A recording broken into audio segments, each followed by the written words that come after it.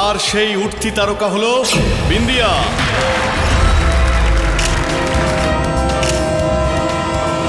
তুমি দাঁড়াও বর্মা, তুমি অনেক বড় ভুল করেছো আমাকে এই ফিল্মটা থেকে বের করে।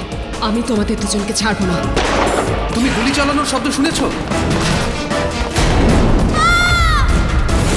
ওই মেয়েটা ডাইরেক্টর বাবুকে গুলি করে দিয়েছে। এখন আনন্দ বর্মা ইওর অনার সেই ব্যক্তি যে ওনার স্বপ্নকে বাস্তবে পরিণতি দিতে চলেছিল, ও তাকেই হত্যা কেন করবেন? আমি বিন্দিয়ার মতো স্টার এনে দিয়েছিলাম ওনাকে, আর এখন কেউ টাকা না দিলে মাথা তো গরম হবেই স্যার। ইওর ওই রাতের অতিথি তালিকায় এরকম একজনের নাম রয়েছে যাকে এখনো পর্যন্ত আমরা জিজ্ঞাসাবাদ করিনি। আপনারা এখানে? অ্যাকচুয়ালি আপনাকে কিছু প্রশ্ন করার ছিল। ওকে, আগে আমি জানি না রওনক কোথায়। ইনফ্যাক্ট আমি নিজে ওকে অনেকবার ফোন করার চেষ্টা করি, কিন্তু দেখুন আমি হ্যাঁ দেখান না। অনেকবার ফোন ট্রাই করেছি। আপনি কি এটাও জানেন না যে ওনার গাড়িটা কোথায়? না, আমি জানি না। কোনো ব্যাপার না, ঠিক আছে ঠিক আছে। কিন্তু হ্যাঁ, এইটুকু জানি যে ওর বাড়িতে নেই, কারণ ওকে খোঁজার জন্য আমি ওর বাড়িতে গিয়েছিলাম, তখন ছিল না। তাহলে আপনি পুলিশে রিপোর্ট করেননি কেন? আগে আমার মনে হয়নি যে ব্যাপারটা এতটা সিরিয়াস। এই ও তো জানে না বলুন ভাই, কেন ওকে এত জিজ্ঞাসা করে যাচ্ছ তখন জাস্ট থেকে? 1 মিনিট স্যার। হ্যাঁ জান হ্যাঁ বলুন। তুই ওর সাথে ফ্লার্ট করছিস? আরে বলুন ভাই, আমি কোনো ফ্ল্যাট ট্যাট করিনি। এত সুইট একটা মেয়ে, আমি জাস্ট একটু এই টকিং করছিলাম আর কি। ওসব কথা বলো না।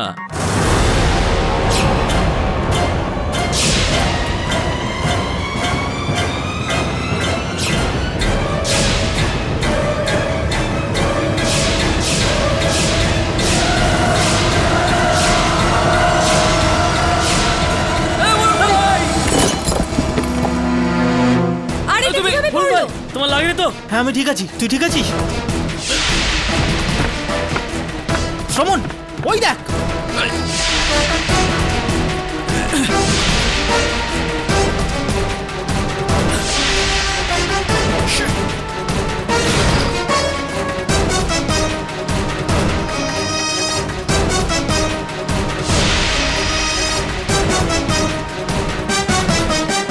কাউকে পেলি? না বলুন ভাই, তুমি পেলে?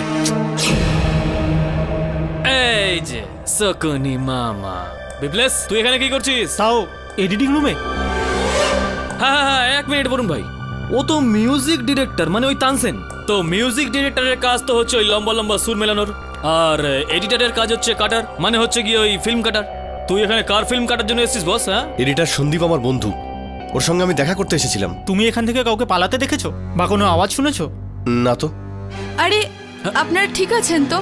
আই এম সো সরি, জানি না অ্যাক্সিডেন্টটা কিভাবে হলো। শিল্পা দেবী, আমরা তো বেঁচে গেছি, আর ভালো হয়েছে আপনি আমাদের থেকে দূরে ছিলেন। হ্যাঁ, কিন্তু কেউ আপনাদেরকে মারার চেষ্টা কেন করবে? হ্যাঁ, আছে তো কারণ। আমরা রনকের পেছনে পড়ে আছি, আর কেউ আমাদের পেছনে পড়ে আছে। রনক? কিন্তু রনকের এই ঘটনার সাথে কি সম্পর্ক থাকতে পারে?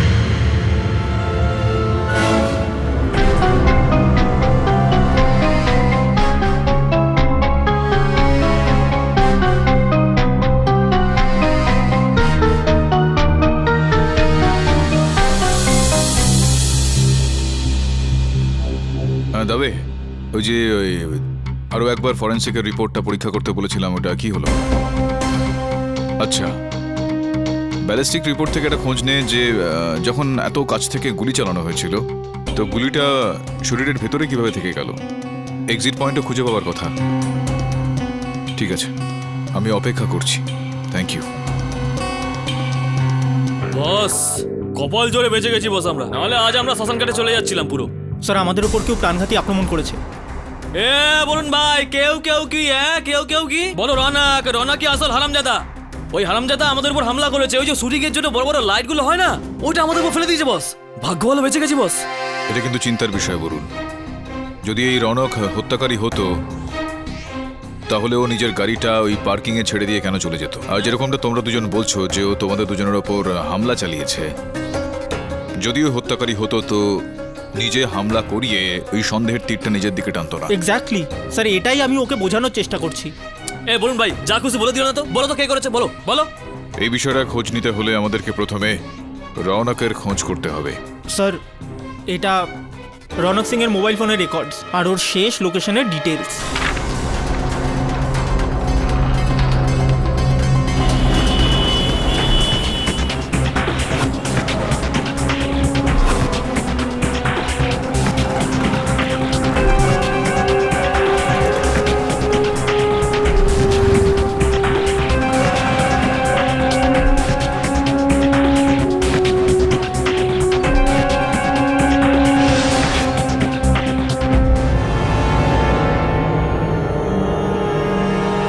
লক করা আছে ভাই। তাহলে খোল না নিজের স্টাইলে।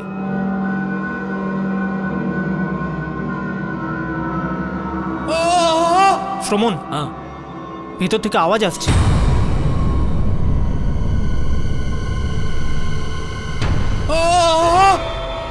বাঁচাও ভাই, ওই আওয়াজটা কোত্থেকে আসছে? শুনতে তো। বাঁচাও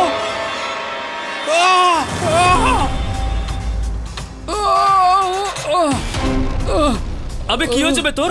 তোর টিকিট কে কাটলো? হ্যাঁ? ওঠ, ওঠ। রৌনক, তোমার এই অবস্থা কে করলো? কে করেছে এই অবস্থা বলো? বল না ভাই, বল না। বরুণ ভাই, এই মালটাও তো গেল। আরে মারা যায়নি, অজ্ঞান হয়েছে, হসপিটালে নিয়ে যেতে হবে। চল। ইওর অনার, আমরা রৌনক শ্রীবাস্তবকে খুঁজে বের করেছি। এই সময় উনি হাসপাতালে রয়েছেন ইওর অনার। মিস্টার পাঠক, উনি হাসপাতালে কেন? ইওর অনার, ওনার গুলি লেগেছিল।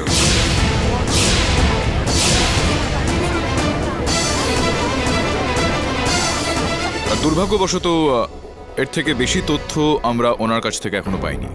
কিন্তু ইওর অনার, কিছু ছবি রয়েছে আমার কাছে এখানে, যার সাহায্যে আমি এই আদালতে প্রমাণ করতে চাইব, আপনি যদি অনুমতি দেন তো। অনুমতি দিলাম। ইওর অনার, এটা সেই ঘরের ছবিটা যেখানে বর্মাবাবুকে হত্যা করা হয়েছিল। এটা বর্মাবাবুর দেহের ছবিটা। ইনি হলেন বিন্দিয়া দেবী, আর এটা ওই ঘরের জানালা। ইওর অনার, ইওর অনার, এই ছবিগুলো দেখে জানতে পারা যায় যে ওই ফুলদানি যেটা ওই জানালার পাশে সেদিন রাখা ছিল, সেটা মেঝেতে পড়ে রয়েছে। জানলা থেকে ওইখানে আগের বেশ কিছু জায়গায় রক্তের দাগ রয়েছে ইওর অনার। আর তারপর ওই দেওয়ালে দেখতে পাওয়া যাচ্ছে হাতের ছাপ, যার মানে এটা দাঁড়াচ্ছে ইওর অনার যে যেই সময় বর্মাবাবুর গুলি লেগেছিল উনি জানালার পাশে দাঁড়িয়েছিলেন। সেই কারণে ওনার শরীর থেকে রক্ত ছিটকে দেওয়ালে গিয়ে লাগে। তারপরেই উনি ব্যালেন্স হারিয়ে ফেলেন আর ফুলদানিতে গিয়ে পড়েন। ফুলদানিটা মেঝেতে পড়ে যায় ইওর অনার, আর বর্মাবাবুও হাঁটুর ওপর ভর করে মেঝেতে পড়ে যান। তারপরে উনি উঠে দাঁড়াবার একটা চেষ্টা করেন ইওর অনার, যেই কারণে ওনার রক্ত লাগা হাতের ছাপ ওই দেওয়ালে পাওয়া যায় ইওর অনার।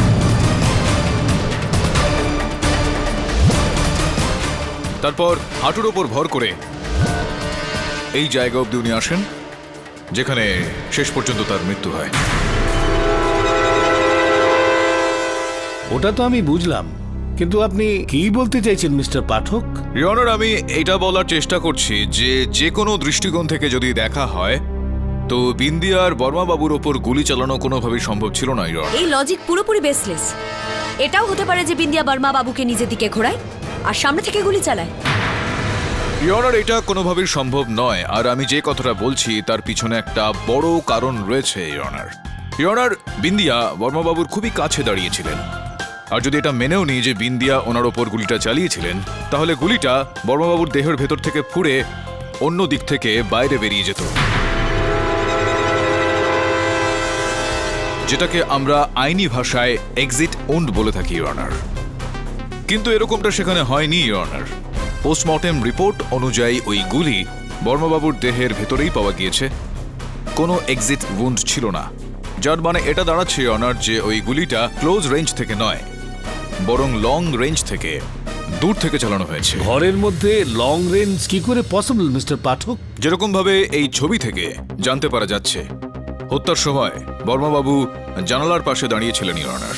তো এটার পুরোপুরি সম্ভাবনা রয়েছে যে ওই বিল্ডিংটার সামনে যে বিল্ডিংটা রয়েছে, ওই বিল্ডিং এর জানালা থেকে বা ওই ছাদ থেকে বর্মাবাবুর ওপর গুলি চালানো হয়েছিল। It's again baseless. আপনি বুঝতে পারছেন না, বর্মা বাবুর শরীরে যে গুলি পাওয়া যায় সেটা ওই পিস্তল থেকে চালানো হয়েছিল যেটা বিন্দিয়ার হাতে ছিল। এই কথাটা তো সত্যি মিস্টার পাঠক। যদি কেউ সামনের বিল্ডিং এর ছাদ থেকে গুলি চালিয়ে থাকে, তাহলে ওই গুলি বিন্দিয়া দেবীর পিস্টলের গুলির সাথে ম্যাচ কি করে হতে পারে? আগে ইওর অনার, প্রাসঙ্গিক প্রশ্ন। আমি আপনার প্রশ্নের উত্তর দেওয়ার চেষ্টা করছি। ইওর অনার, যখন আমি ফরেন্সিক রিপোর্টের আরও একবার পরীক্ষা করে দেখি তো একটা বিষয় আমার বড় অবাক লাগে। যে গুলিটা বর্মাবাবুর দেহের ভেতরে পাওয়া গিয়েছে তার মধ্যে কোথাও বর্মাবাবুর শরীরের অংশ লেগেছিল না।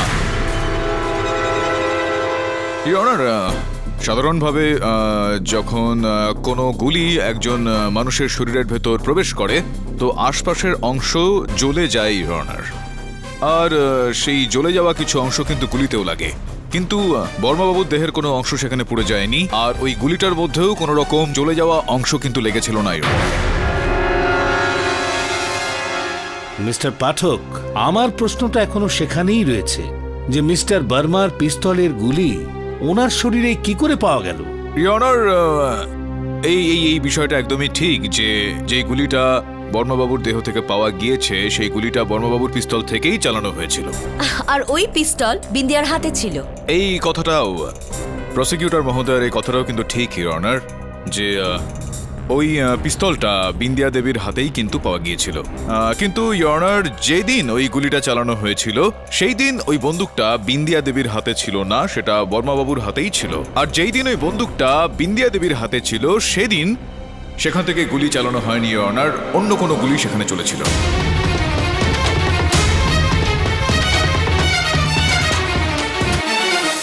Mister Pathak, I am confused. একটু ঠিক করে বুঝিয়ে বলুন। ইওর অনার, আমি বুঝতে পারছি যে এই বিষয়টাই অনেকটা এরকম অনেকটা ঘেটে যাওয়া বিষয় আর কি।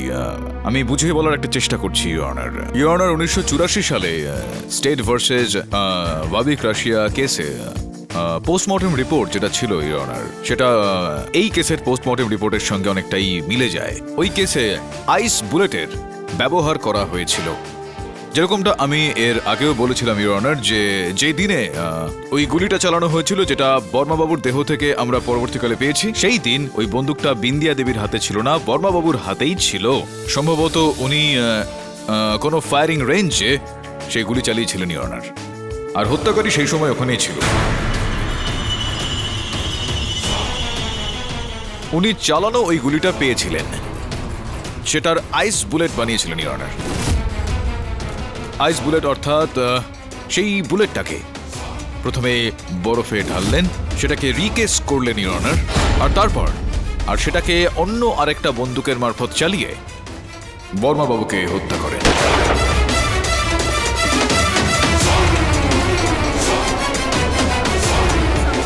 আর যেরকমটাই আমি আগে বলেছিলাম ইওর অনার, যে আমার পুরোপুরি সন্দেহ রয়েছে যে যেই জানালার সামনে বর্মাবাবু দাঁড়িয়েছিলেন ওর সামনে যেই বাড়িটা রয়েছে সেই বাড়ির ছাদ থেকে বা কোনো জানালা থেকে এই গুলিটা চালানো হয়েছিল।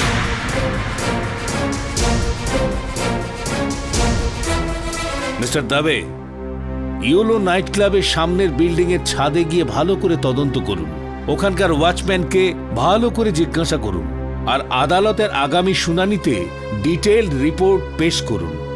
Till then the court is adjourn.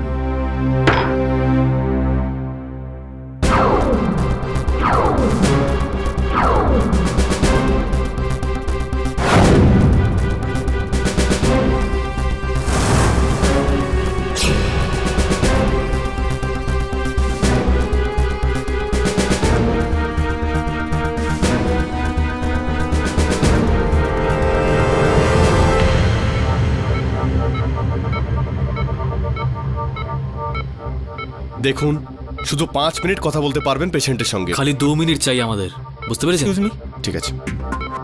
আমরা কেডি পাঠকের অ্যাসিস্ট্যান্ট, আমি বরুণ আর ও শ্রমণ। আমরা এটা জানতে এসেছি যে আপনাকে গুলি কে করেছে। মানে সেদিন রাতে ওই ইয়েলো ক্লাবে কি হয়েছিল? রাতে মার্ডার। বলুন। টেপ? কোন টেপ? Tape number 12। ঠিক, মানে ওই বিপ্লব সেই রাতে মিউজিক বাজাতে বাজাতে কেসটাকে পুরো বাজিয়ে দিয়েছে। আর ওর এই কেসটাকে পুরো ভাঞ্চাল করে দেওয়ার আগে আমাদের ওকে ধরতে হবে। চলো চল।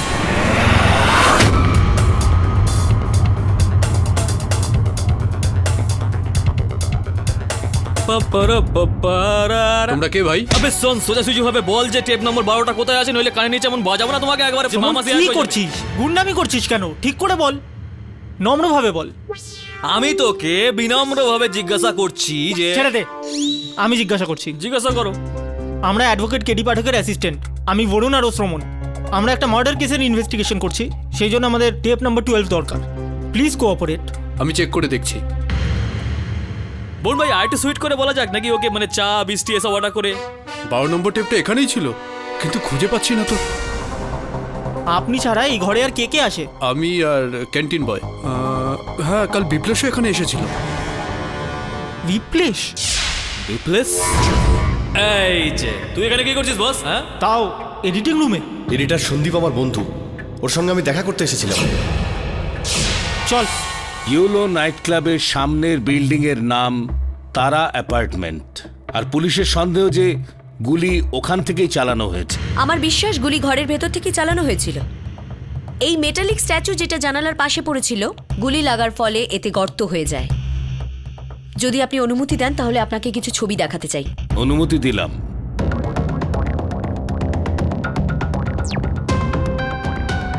বিন্দিয়া এখানে দাঁড়িয়েছিল, আর ও এখান থেকে গুলি চালায় সেটা সবাই শোনে। যেহেতু ও নেশায় ছিল, হতে পারে যে ভুল করে ট্রিগারে চাপ লেগে যায়।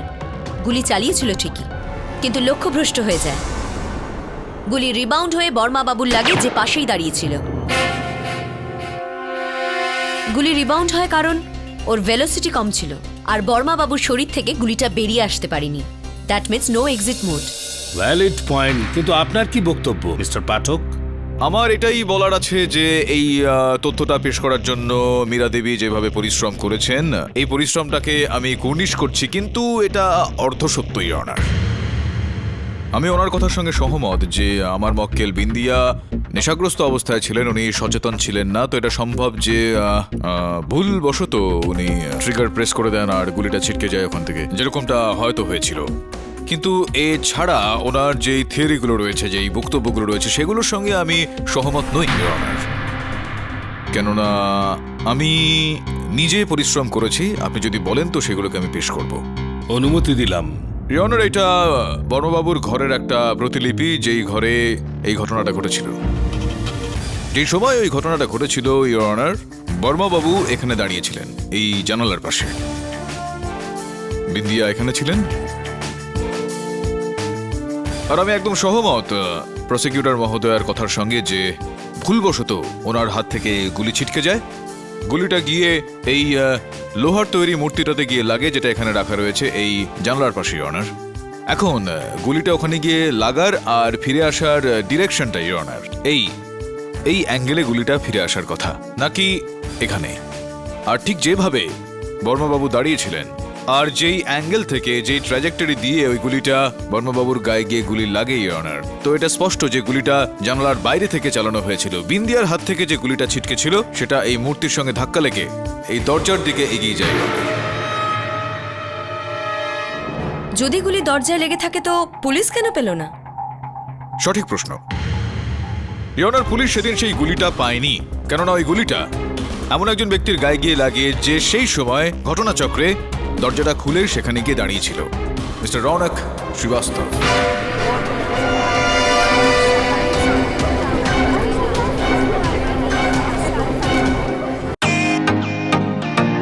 Welcome to Bitten world. How may I assist you?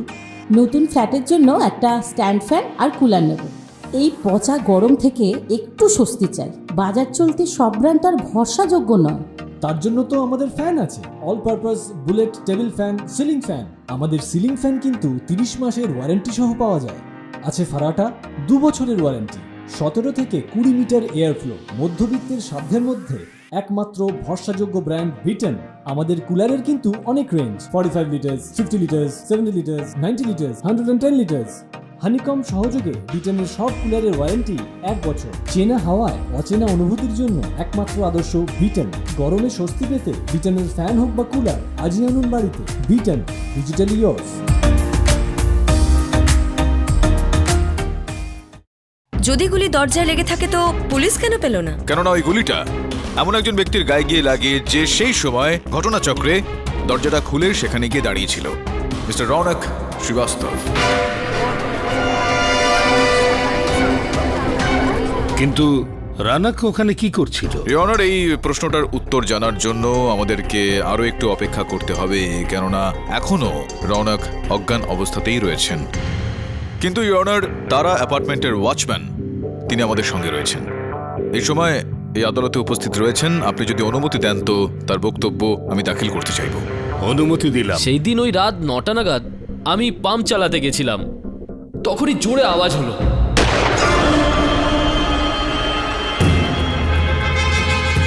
ওখানে কে? আরে দাঁড়াও, কে ওখানে? আমি ওকে তাড়াও করি, কিন্তু ওই ব্যাগ হাতে লম্বা লোকটা দৌড়িয়ে পালিয়ে যায়। সম্ভবত সে অপরাধীই ছিল বোধহয়। অপরাধী বর্মাবাবুকে মেরে বিন্দিয়ার ঘাড়ে কেন দোষ চাপাতে যাবে? আই মিন, কে এই মানুষটা? না, আপনার সব প্রশ্নেরই উত্তর দেব, কিন্তু তার আগে ইওর অনার, আমি শিল্পা দেবীকে এই কাঠগড়ায় ডেকে নিয়ে এসে কিছু জিজ্ঞেস করতে চাই। অনুমতি দিলাম। আমি বুঝতে পারছি যে আপনি চিনতে পেরেছেন এই খামটাকে, আর ভাবছেন হয়তো যে এই খামটা আমার কাছে কি করে আসলো। আমি ক্ষমা চেয়ে নিচ্ছি যে আপনাকে এক প্রকার ঠকিয়ে আমার সহায়করা আপনার অফিস থেকে, আপনার দপ্তর থেকে, আপনার কার্যালয় থেকে এটা নিয়ে আসে। শিল্পা দেবী, আম সরি, কিন্তু আপনাকে একটা ডিস্টার্বিং নিউজ দেওয়ার ছিল। কি রৌনকের খোঁজ পাওয়া গিয়েছে? আগে হ্যাঁ, রৌনক অ্যাকচুয়ালি হসপিটালে অ্যাডমিটেড, কি? But don't worry, he is fine.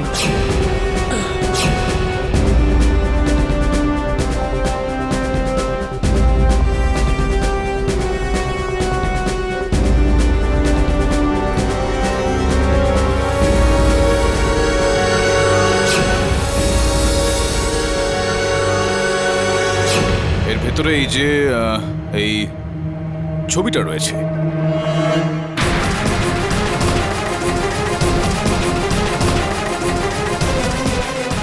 আর একটা এটার সঙ্গে একটা চিঠিও রয়েছে।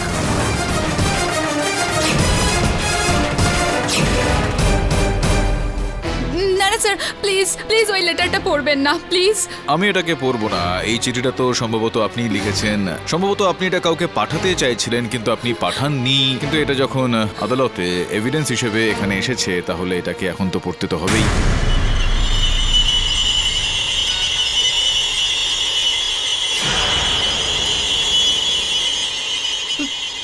প্রিয় আনন্দবাবু, আপনার নামের মতন আমার জীবনেও আনন্দ ভরে দিন। আমায় একবার আপনার ফিল্মের অভিনেত্রী বানিয়ে দিন, তারপর দেখুন। আর আপনি দয়া করে এই কথাটা রৌনককে বলবেন না। ও আমার প্রেমিক, তাই আমার জন্য একটু চিন্তা করে। একবার অভিনেত্রী হয়ে গেলে তারপর যা হবে দেখা যাবে। আপনার অভিনেত্রী শিল্পা সিং। খুবই সুন্দর লেখেন আপনি।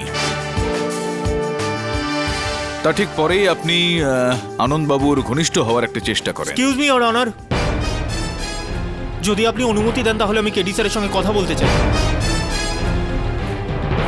অনুমতি দিলাম। Thank you your honour.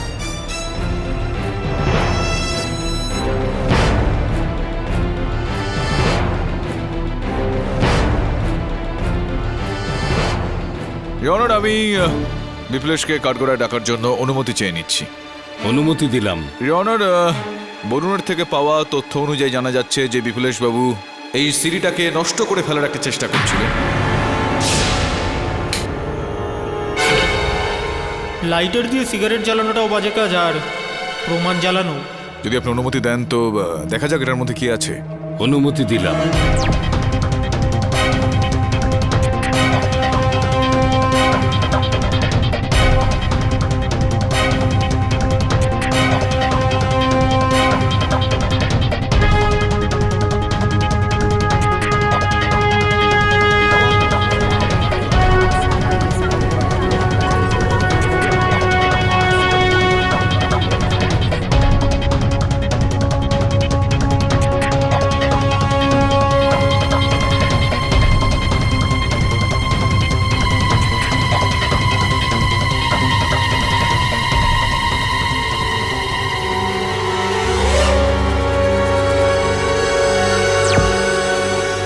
কি রয়েছে বিমলেশবাবু এর মধ্যে? হ্যাঁ, দেখুন উকিলবাবু, আমি জানতামই না যে সিঁড়িতে কি রয়েছে। আমাকে বলা হয়েছিল সিঁড়িটাকে তাড়াতাড়ি ডিস্ট্রয় করে দিতে। আচ্ছা, বলা হয়েছিল আপনাকে? কে দিয়েছিল আপনাকে আদেশটা?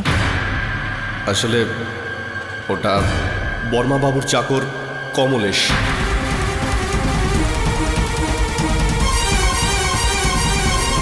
কমলেশের এই কেসের সঙ্গে কি সম্পর্ক? ইওর অনার, এটা তো আমরা তখনই জানতে পারবো যখন আমরা এটা জানতে পারবো এই যে জায়গাটা এই সিটিতে আমরা দেখতে পাচ্ছি, এটা বর্মাবাবুর বাংলো। আর বর্মাবাবুর বাংলোতে এই যে অজ্ঞাত পরিচয় ব্যক্তি রয়েছেন, উনি কে আর উনি কি করছিলেন সেদিন। আর কমলেশ যে বর্মাবাবুর চাকর ছিল, সে এই সিটিটা নষ্ট করার নির্দেশ কেন দিয়েছিল?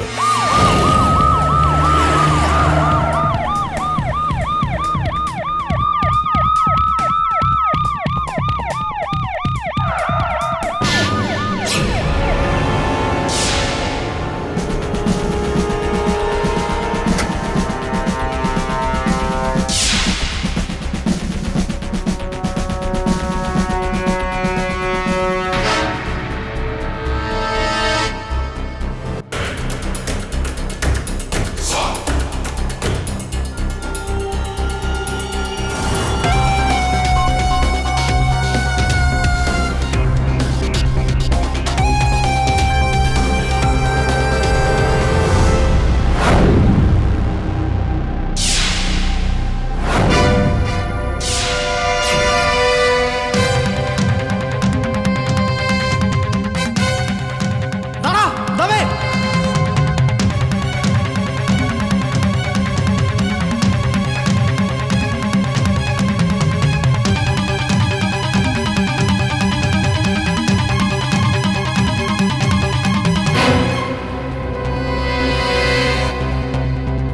আমি কিচ্ছু করিনি স্যার, আমি কিচ্ছু করিনি। বল সেই গর্তটা কোথায় খুঁড়েছিস তুই? আমি কোনো গর্ত খুঁড়িনি স্যার, কোনো গর্ত বল, খুঁড়িনি। বলছি স্যার, এক্ষুনি সব বলছি, এক্ষুনি বলছি। ওখানে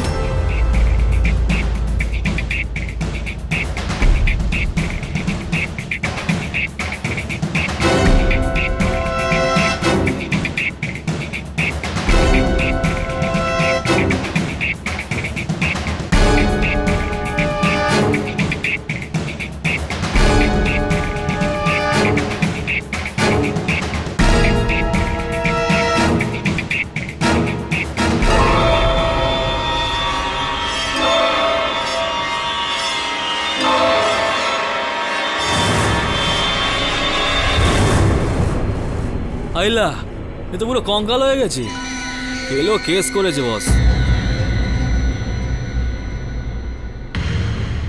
খুব ভালো হয়েছে বেঁচে গেছি বস, নইলে না আমারও খুব ইচ্ছে ছিল বস হ্যাঁ এই আনন্দ বর্মার সঙ্গে কাজ করার। স্যার আমার তো মনে হয় এই আনন্দ বর্মা সাইকোপ্যাথ কিলার ছিল। আমার এরকমটা মনে হচ্ছে যে এই দুটো মেয়ের হত্যার কারণেই আনন্দের হত্যাটা হয়েছে। তার মানে কি বস ওই কেউ বদলা নেওয়ার জন্য এরকম করেছে বস? স্যার এখন এটা কি করে জানবো যে ওই লোকটা কে, যে আনন্দ বর্মার উপরে প্রতিশোধ নিতে চাইছিল? এই বিষয়টাতে আমাদের সাহায্য এই মেয়ে দুটো করবে। তার মানে বস মিরাকেল করতে হবে, মানে ওই আত্মা ফাত্তা আসবে, কোর্টে সাক্ষী প্রমাণ দেবে কি বস? বলুন, ওই টেপটায় কত তারিখ ছিল? স্যার 12 মে 2013। অর্থাৎ 12ই মে পর্যন্ত এই মেয়ে দুটো জীবিত ছিল। পুলিশের তালিকা থেকে একটু খোঁজ নিয়ে দেখ এই মেয়ে দুটো আসলে কে। হ্যাঁ বস।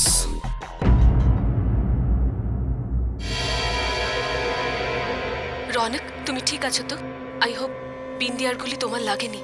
আর হ্যাঁ, মেসেজ পাওয়ার সঙ্গে সঙ্গে আমাকে একটা ফোন করো প্লিজ। তানিয়া আর রৌনককে নিয়ে এত চিন্তার কারণটা কি? স্যার তানিয়া কি করে জানলো যে রনকের গুলি লাগতে পারে? এখন এই প্রশ্নের উত্তরটা তো তানিয়াই দিতে পারবে।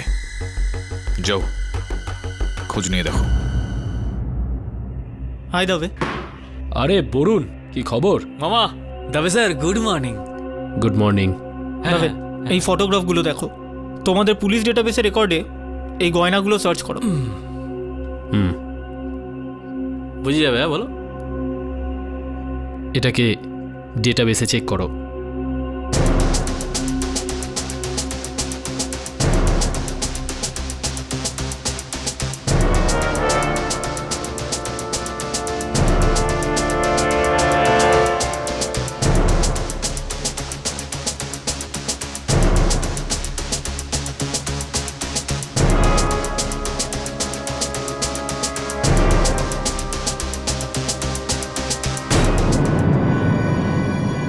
বরুণ ম্যাচ পাওয়া গেছে। আরে বাহ তবে ওই যে লোকটা ওই গয়না পরা মেয়েটার নিখোঁজ হওয়ার রিপোর্ট লিখিয়েছিল তার ঠিকানাটা লেখো।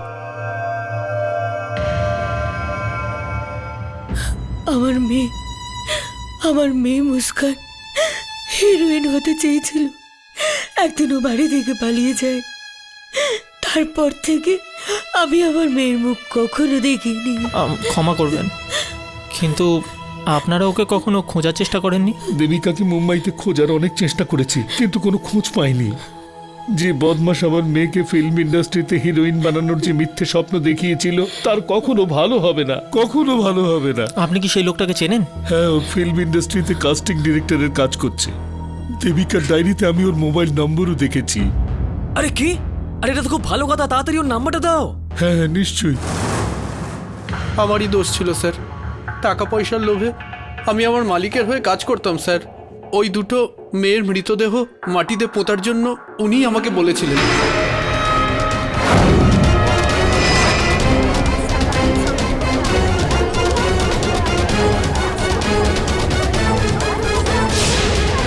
উনি নতুন নতুন মেয়েদের হিরোইন বানাতে চাইতেন, আর যদি কোনো মেয়ে ওনার কথা অনুযায়ী কাজ না করতো তাহলে উনি ওখানেই ওই মেয়েদের গলা টিপে মেরে ফেলতেন স্যার।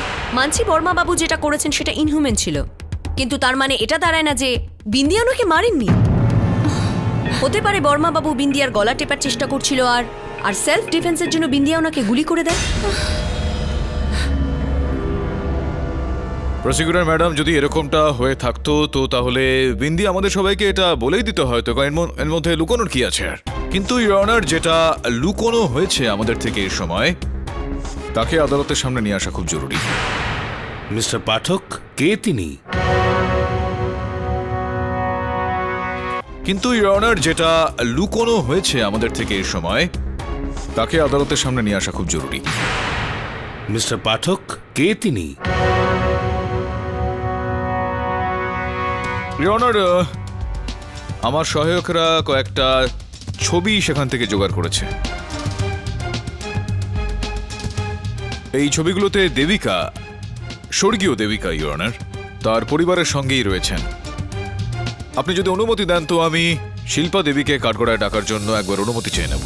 অনুমতি দিলাম। ওই ছবিগুলোতে দেবিকা দেবীর সঙ্গে আপনাকেও দেখতে পাওয়া যাচ্ছে।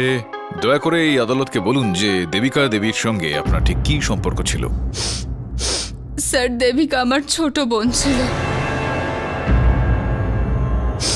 ও হিরোইন হওয়ার জন্য মুম্বাই পালিয়ে এসেছিল। অনেকদিন ধরে ওর কোনো খবর পাওয়া যাচ্ছিল না, তাই আমি ওর পেছন পেছন মুম্বাই চলে আসি। আমার কাছে শুধুমাত্র ছোটকুড়ি নাম্বার ছিল, আর ছোটকুই বিন্দিয়াকে বর্মাবাবুর কাছে নিয়ে যায়। ব্রেক তো তোমাকে দিতেই হতো, আমি যে তোমাকে এনার সঙ্গে দেখা করতে এনেছি। আমি ছোটকুকে বহুবার দেবিকার বিষয়ে জিজ্ঞেস করি, কিন্তু ও ঠিক করে কোনো উত্তরই দিচ্ছিল না। তারপর আমি নিজেই বর্মাবাবুর ঘনিষ্ঠ হতে থাকি, যাতে উনি আমাকে তার ফিল্মে নিয়ে নেন আর আমার বোন দেবিকার বিষয়ে খবর পেয়ে যায়। আর যখন আপনি জানতে পারলেন যে দেবিকাকে হত্যা করা হয়েছে, তখন আপনি বর্মাবাবুকে মারার জন্য সেদিকে গেলেন। না না স্যার, এরকম কোনো ব্যাপার না, আর এই কথাটা সত্যি নয়। এটা ঠিক কি না আমি চাই ইওর অনার যে সেটা রৌনক কাঠগড়ায় এসে আমাদেরকে বলুক। অনুমতি দিলাম। হ্যাঁ স্যার, এটা সত্যি যে শিল্পা এটা জেনে গিয়েছিল বর্মাবাবুই দেবিকাকে খুন করেছে, আর সেদিন রাতেও প্রতিশোধ নেবার জন্য বর্মাবাবুর ঘরে যাওয়ার জন্য জিদ করছিল। কিন্তু আমি ওকে আটকাই, কিন্তু আমার কোনো কথা না শুনে চলে গেল। তখন আমি ওর পেছন পেছন গেলাম। আমার মনে হলো যে ও নিশ্চয়ই আজ বর্মাবাবুকে খুন করবে। কিন্তু যখন আমি হোটেলের করিডোরে পৌঁছালাম তো আমি দেখলাম সেখানে শিল্পা ছিল না। আমি যখন ফিরে আসছিলাম আমি ঘরের ভেতর থেকে জোরে কথাবার্তা শুনলাম। গুলি করে দেব আমি, একদম সামনে এগোবে না, আমি মেরে ফেলবো। আমার মনে হলো শিল্পা হয়তো ভেতরেই আছে। বন্দুক আছে। রৌনক, তুমি এখানে? শিল্পা এখানেই আছে তো? শিল্পা এখানে নেই, তুমি যেতে পারো। তখন হঠাৎই আমার গুলি লাগলো। তো তাহলে এই পরিস্থিতিতে এটা কি কোনোভাবে সম্ভব নয় রৌনক যে শিল্পাই বর্মাবাবুকে হত্যা করেছে? না, ও তো আমার সাথে ছিল। ওই তো আমাকে গাড়িতে বসিয়ে নিজের সাথে নিয়ে গেল আমায়। রনক, রনক তোমার গুলি লেগেছে। পরে বলছি সব। কি হয়েছে নাকি? এখান থেকে নিয়ে চলো। যেহেতু আমার গুলি লেগেছিল তাই আমরা তখন ভাবলাম যে কোনো নর্মাল হসপিটালে যাওয়া ঠিক হবে না, কারণ ইনভেস্টিগেশনের সময় এটা প্রমাণ হয়ে যেত যে শিল্পা বর্মাবাবুকে মারতে চাইছিল। সেই জন্য একটা লোকাল ডাক্তারকে ডেকে এনে আমার চিকিৎসা করায়। স্যার আমি সত্যি বলছি, শিল্পা এই খুনটা করতে পারে না। না না না, আমি জানি এটা। আর ইউর অনার, আমি যেটা জানি সেটা এখন সময় হয়ে গিয়েছে যে আদালতের সামনে বলে দেওয়ার। আপনি যদি অনুমতি দেন তো আমি তানিয়া দেবীকে কাঠগড়ায় ডাকার জন্য অনুমতি চাইব। আপনার সন্দেহ তালিকায় কি শুধু আমিই রয়েছে? কি করব বলুন তানিয়া দেবী, আপনি কাজটাই এরকম কিছু করেছেন, কিন্তু আমি কথা দিচ্ছি আপনাকে এবার আমি আর আপনার উপর সন্দেহ করব না, কেননা এখন সময় এসে গিয়েছে আপনার অপরাধটা প্রমাণ করানো।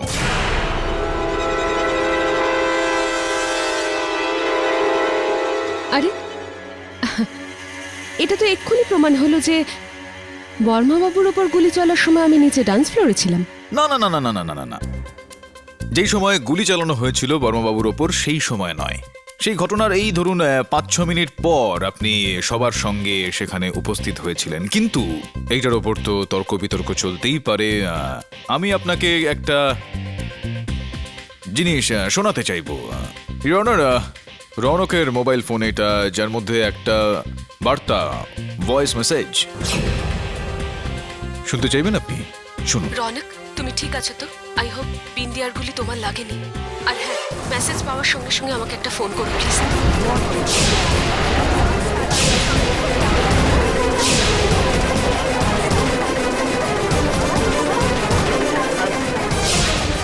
আরো একবার শুনুন এটা। রনক, তুমি ঠিক আছো তো? আই হোপ বিন্দিয়ার গুলি তোমার লাগেনি।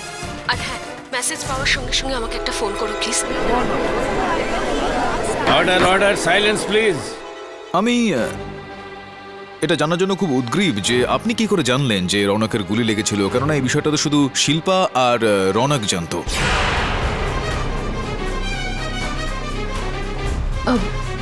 এখন আমি তো এমনি ফোন করেছিলাম রনককে, তখন ওর ফোন সুইচ অফ ছিল, সেই জন্য ভয়েস SMS পাঠিয়েছিলাম। আপনি এমনি রৌনককে ফোন করলেন আর এমনি ওকে জিজ্ঞেস করলেন যে গুলি ওর লেগেছে কি লাগেনি। এই কথাটাকে বিশ্বাস করা কঠিন তানিয়া দেবী।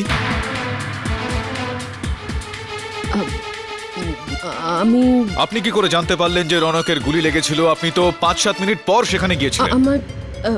আমি শব্দ খুঁজে পাচ্ছেন না, আপনি শব্দ খুঁজে পাচ্ছেন না। ঠিক আছে, কোনো ব্যাপার না। আপনাকে একটা ভেতরের কথা আমি বলতে চাইছি। এই শহরে দুজনই মানুষ রয়েছেন যারা কার্তুজ বানিয়ে থাকেন, আর তাদের মধ্যে একজন ওই বিশেষজ্ঞ ওই আইস বুলেট বানানোর জন্য। আর যাকে দিয়ে আপনি ওই আইস বুলেট বানিয়েছিলেন তিনি এই সময় ইন্সপেক্টর দাবের হেফাজতে রয়েছেন। আমার পুরোপুরি বিশ্বাস রয়েছে যে যদি আপনার ঘরে তল্লাশি চালানো যায় তাহলে ওই রাইফেল যেটা দিয়ে আপনি আইস বুলেট চালিয়েছিলেন সেটা আপনার ঘরে অবশ্যই পাওয়া যাবে, আর সেটার ব্যালিস্টিক রিপোর্ট আমরা বার করিয়েছি। তো আমাদের পুরোপুরি বিশ্বাস রয়েছে যে সেটার মধ্যে আপনার আঙুলের ছাপ নিশ্চয়ই পাওয়া যাবে। তো কি করতে চাইবেন আপনি? আপনি কি চাইছেন যে আমরা এই কাজটা করি, নাকি নাকি আপনি আমাদের সাহায্য করবেন? আপনি আমাদের বলবেন যে আপনি কি করে জানতে পারলেন, কেননা আপনি তারা অ্যাপার্টমেন্টের ছাদে সেদিন ছিলেন।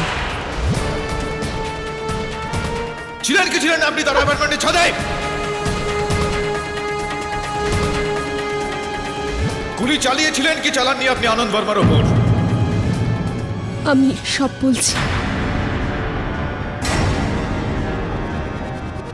বর্মা আমাকে বলেছিল যে ওই রোলটা ও আমাকেই দেবে আর আমি সুপারস্টার হয়ে যাব, কিন্তু কিন্তু ও এই অশিক্ষিত বিন্দিয়াকে হিরোইন অ্যানাউন্স করে আমাকে ইনসাল্ট করেছিল। আর সেই উঠতি তারকা হলো বিন্দিয়া।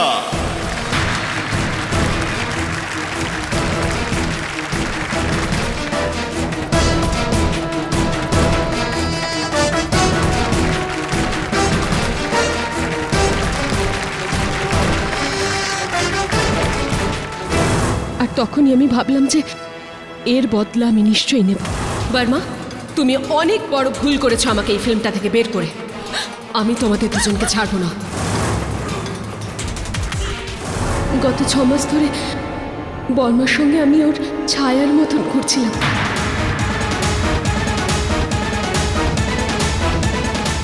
ওর সমস্ত সুখ, ওর অভ্যেস, ওর দুর্বলতা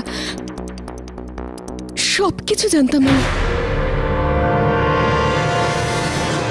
আসলে ওর ফায়ারিং করার আর শেখানোর খুব শখ ছিল। ও আমাকে ওর নিজের পিস্তল দিয়ে ফায়ারিং করা শিখিয়েছিল। আমি একটা গুলিও চালিয়েছিলাম। আমি আসলে ওকে খুব ভালোবাসতাম, সেই জন্য ওর ফায়ার বুলেটটাও খুব যত্নে রাখতাম নিজের কাছে। কিন্তু যেদিন ও আমাকে ঠকালো, সেদিন আমি ওর শেখানো পদ্ধতিকে ওর উপরেই অ্যাপ্লাই করলাম। একটা ফিল্মে ওর হিরোইনের হাতে আইস বুলেট দিয়ে ভিলেনের মার্ডার করিয়েছিল, আর আমিও তাই আমার ভিলেনকে মারার জন্য একটা আইস বুলেট তৈরি করে নিজের গাড়ির পোর্টেবল ফ্রিজে রেখে দিয়েছিলাম। যখন বিন্দিয়াকে নিয়ে ও ক্লাবে পৌঁছয় তখন আমি জানতাম যে খানিকক্ষণ পরে ও বিন্দিয়াকে ঘরে নিয়ে যাবে।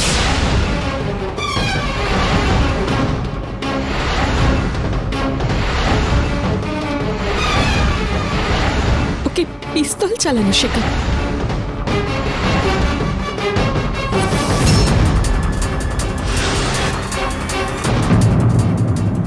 বার্মার ফায়ারিং বুলেটটাকে নিয়ে তারা অ্যাপার্টমেন্টের টেরিসে পৌঁছায়। আমি গুলি চালাতেই যাচ্ছিলাম, তখনই সেখানে রনক চলে আসে। রনক, তুমি এখানে? শিল্পা এখানেই আছে তো? শিল্পা এখানে নেই, তুমি যেতে পারো। আর ডিরেক্টর বার্মা আবার আমার টার্গেটে ফিরে আসার সাথে সাথে আমি গুলিটা চালাই। যে সময় আমি গুলিটা চালাই, ঠিক ওই সময় বিন্দিয়াও গুলি চালায়।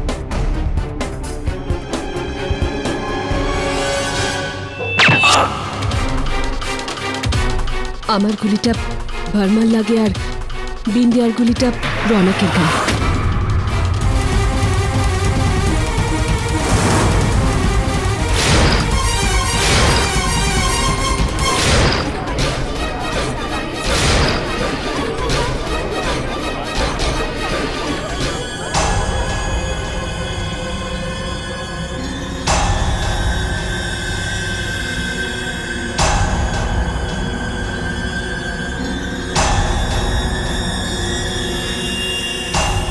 ওর জন্য খুব খারাপ লাগছিল, সেজন্য আমি ওকে ওই ভয়েস মেসেজটা পাঠিয়েছিলাম। The defence রেস্টস your honour. সমস্ত সাক্ষী এবং প্রমাণের উপর ভিত্তি করে এই আদালত মঞ্জুলা আর দেবিকার ডেড বডিজের বেআইনিভাবে কবর দেওয়ার অপরাধের জন্য কমলেশের ওপর মোকদ্দমা চালানোর হুকুম দিচ্ছে। আর আনন্দ বর্মাকে খুন করবার অপরাধে তানিয়া খোসলাকে আজীবন কারাবাসের সাজা দেওয়া হচ্ছে, আর বিন্দিয়া মাদ্রেকে নির্দোষ মেনে নিয়ে এই কেস থেকে সসম্মানে মুক্তি দিচ্ছে। Thank you. The case is closed.